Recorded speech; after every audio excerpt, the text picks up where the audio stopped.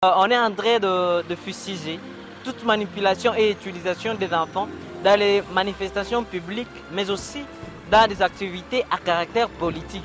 Effectivement, comme c'est pas une première loi, comme il y a bien d'autres. Il y a les lois nationales et internationales qui régissent la protection de l'enfant. Mais la particularité de cet arrêté, c'est que c'est adapté vraiment au contexte de la ville de Butembo, avec cette mentalité qui est dans les champs de la population de Butembo. C'est vraiment adapté dans ces contextes et ça fait une particularité de cette loi qui constitue d'ailleurs la force même de l'applicabilité de celle-ci à la protection des enfants au niveau de cette ville.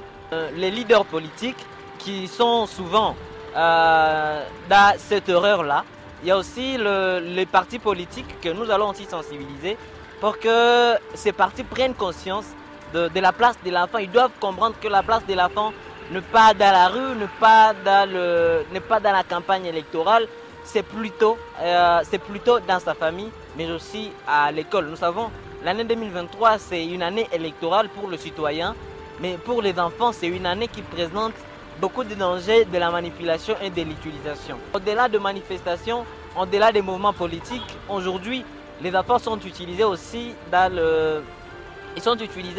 les groupes armés et nous nous disons que c'est à partir de ces petites utilisations qui se font voir dans les manifestations populaires, c'est à partir de là que les enfants en prennent, c'est à partir de là que les enfants sont exposés à un recrutement dans les groupes armés.